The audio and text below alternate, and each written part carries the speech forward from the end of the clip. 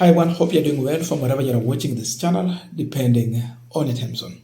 Now, we had a story that one of the journalists, specifically from the NTV, was blocked from attending or covering an event where the president was presently presiding over.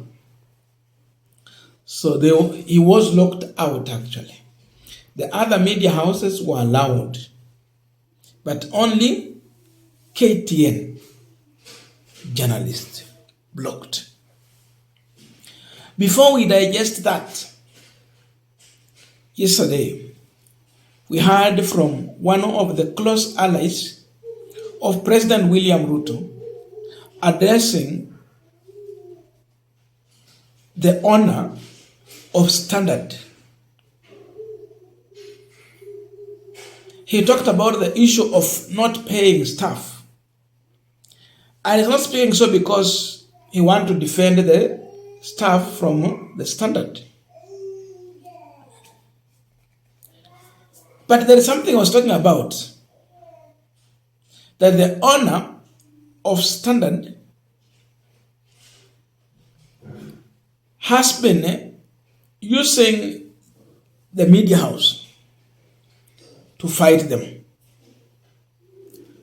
Paid on lies, according to him. So this time round, he's telling him they no longer need his support. They supported his father, and to that extent, then you know they're talking about Gideon Moi. Senator Gideon Moi is the man he's talking about. That we supported your father, but you've never supported us. This time round, hatuta kubembeleza tena. Now they're giving Gideon Moi a go ahead. If you want to vie for the Senate, so be it, go. If you want to vie for the president, so be it, go for it. Then, lastly, there is something he has said. Hatutaki usaidizi wako tena kwenda kabisa na Standard yako. So it's very clear, usiwahi tuunga mkono tena. That is one of the kitchen cabinet or deep state of President William Ruto, now communicating directly to Gideon Moi. Nasema ati wananchi ama wafanyakazi wanapiga nduru. Mimi nataka nikuambie wewe mwenye Standard na unajijua vizuri. Hiyo Standard yako umeshindwa kulipa wafanyakazi. Wafanyakazi wa Standard wakisimama leo hawajalipwa mwaka 3 mwaka 4.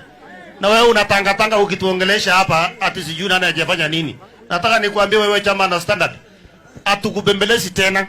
Tumejaribu kuongelesha kama mtoto wa nyumbani, tumekujaribu kuongelesha kama marafiki, tumekuongelesha kama wewe baba yako alikuwa rafiki yetu. Tunataka tukuambie simama rais ama usimame senator, tukutane na wewe kwa dede. Na tusidanganyane, tuambiane ukweli. Ile wakati mzee Moi alikuwa anaongoza, wazazi wetu wote waliunga mkono. Maagui wetu waliunga mkono 100%. Hakuna hata siku moja huyu jamaa ametuunga mkono, na tunataka tukwambie usiwahi tuunga mkono tena. Kwenda na gazeti yako. Now we all know why Sudi is saying so, because he has talked about the newspaper. When you look at the stories in the newspaper, when you look on the KTN TV, on how they're actually trying to publish the information, how hawana mchezo. They have decided just to speak the truth. They are trying to do what citizens used to do. Sijui kama bado wanafanya. You stand with the truth, but you don't politically align yourself with a certain group. So that is giving them headache. But in all this, again, I see Gideon Moi falling into, actually he fell into UDA trap, Ruto's trap, very long time ago. Maybe he's trying to resurrect himself. So I want us to continue with the panel discussion, but before we do that, I have a quick and humble request for those who are watching the channel and you have not yet subscribed, please consider subscribing. To our returning subscribers, I must say thank you so much. And again, to all our viewers, please give this video a thumbs up. Thank you so much, and back to our discussion. Now, why am I saying that Gideon Moi walked straight to President Ruto's trap? I remember at one point there was a by-election in Baringo, and this was senatorial race after the former senator died. Gideon Moi had declared himself as a candidate to vie on a KANU party ticket. But after that, what happened? We saw President Ruto inviting the KANU chairperson, Gideon Moi, to State House. They had a talk and some agreement there. In the media, it was alleged that Gideon Moi has been promised several slots for PSS, including 2 CS positions. I don't know if Gideon Moi was to take one or what. But after that, we never saw anyone from KANU being nominated or appointed to the cabinet. Not even a single PS was even given a chance to serve. So the story went like that.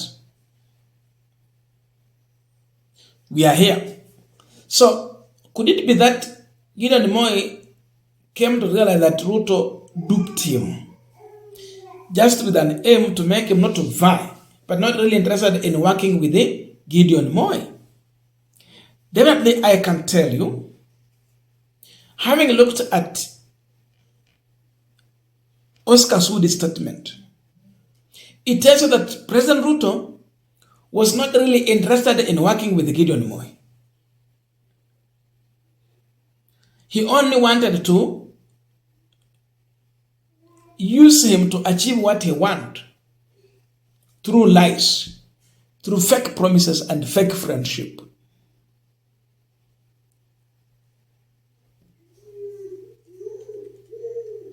That is what happened. So, if there was any handshake between the two, Ruto faked that handshake because his team, Gideon Moi's team, was never included in the cabinet. So, Gideon Moi, having realized that, he went back to the drawing board and now decided that he will stand with the truth. These guys are learning that they are being fought through the truth. In the Standard newspaper, through the KTN TV, and the radio station under that media group. So with all that, these guys are not able to withstand the pressure. So wameamua kuambia Gideon Moi, usituunge mkono tena. Why? They have achieved what they wanted. If they wanted to have that senator, now he's there. If that guy was weak and now he's in a position of serving, he was elected. There is perception that he was accepted. He has been elected. Now Gideon Moi going to face this guy on ballot, kuna uzoefu fulani tayari yeye ako nao. Kwa hivyo is no longer a green horn, hapana.